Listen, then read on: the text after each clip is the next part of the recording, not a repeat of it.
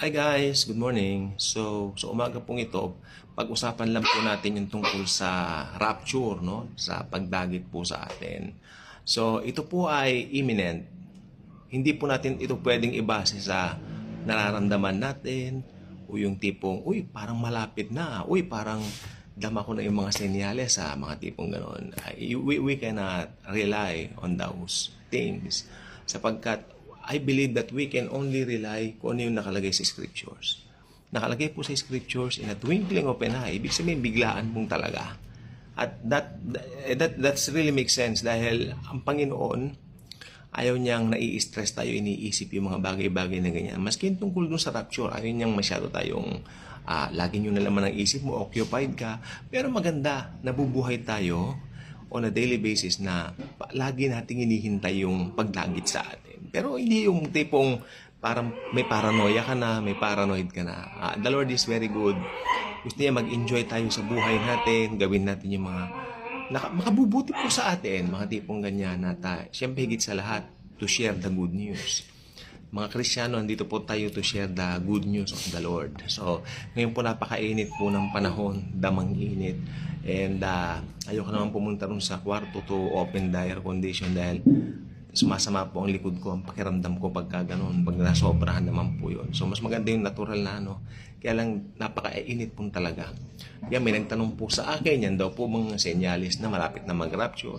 Ang sabi ko lang, global warming yan at ito po ay talagang kasama na po sa problema ng mundo. Matagal na po yan. Talagang painit ng painit ang panahon, no?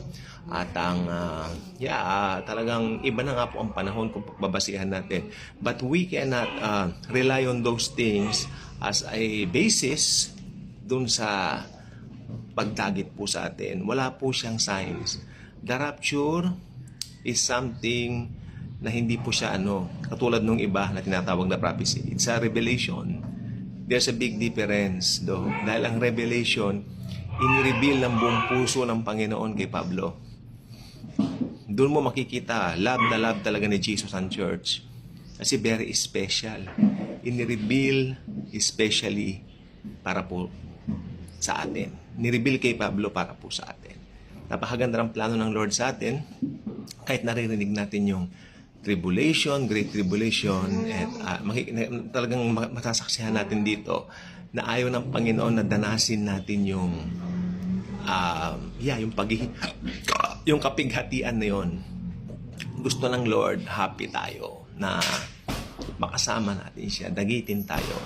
Ngayon, paano hindi naman tayo, kasi halimbawa, hindi ka nag-aaral ng eschatology, hindi ka nag-aaral ng mga pangyayari sa present na na mundo natin, church age tayo ngayon, di ba? Bago mag-rapture. Hindi ka nag-aaral ng Bible, parang ganyan.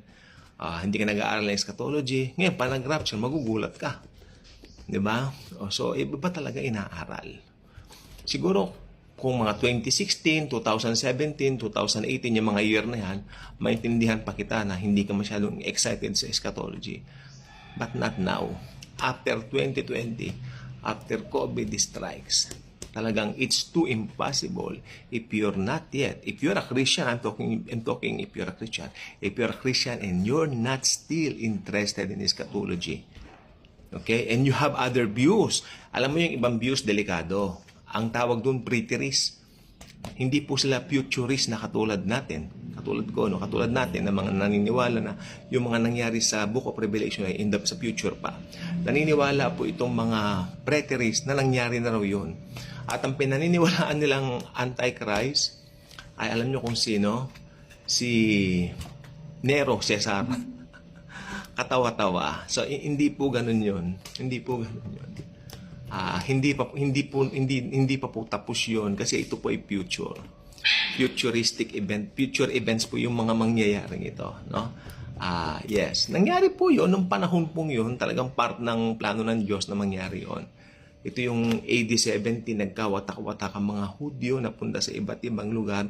Hinula naman ng Panginoong Hesukristo. Yung prophecy yun. Makinig kayo mabuti. Yung nangyari sa AD 70 tuloy. AD 70, yung nangyari yun ay propesya. It's a prophecy. Okay? At, yan. At maganda at dapat talagang nag-aaral tayo talaga ng prophecy. No, hindi tayo ignoramus, hindi tayo ignorant diyan. Okay? Kaya malalaman mo, pag pinag-aralan mo naman yung eschatology, malalaman mo dito, maingay po, pasensya na po, mga nangangampanya. So, pardon. Okay.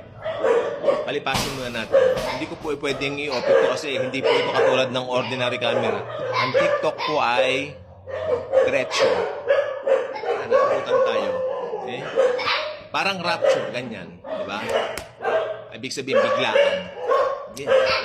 Yes. Okay. Ano ngayon? Di ba?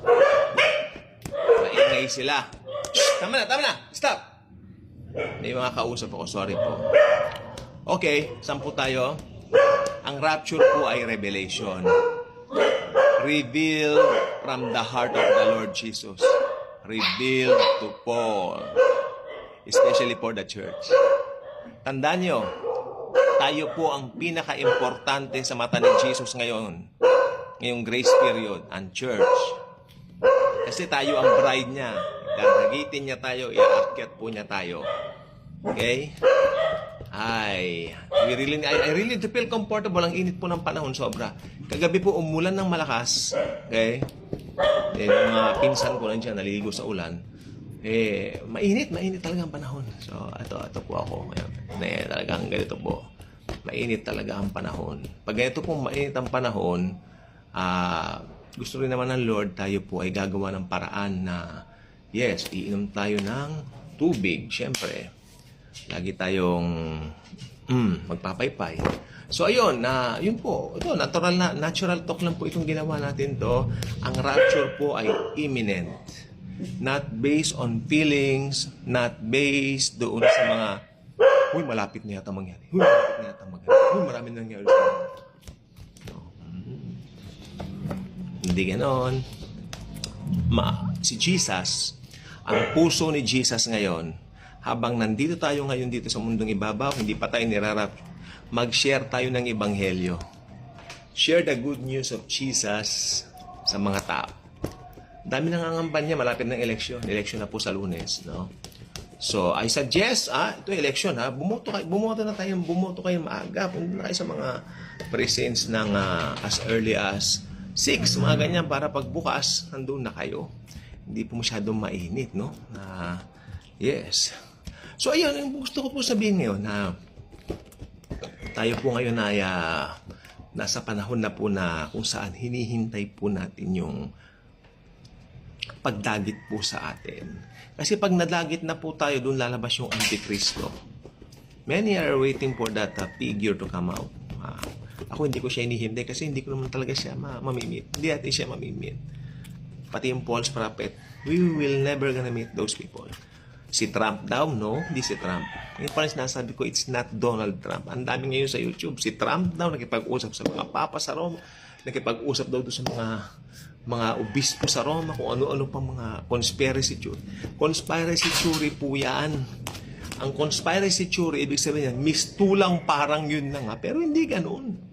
Kung conspiracy theory ang mga pinagbabasihan natin, diba, marami na rin akong mga na-preach dito na puro conspiracy theory. Okay, bigyan ko example, Rab Shlomo Yehuda, aka Dayanuk. I preach that here. I share that here. Siya ba?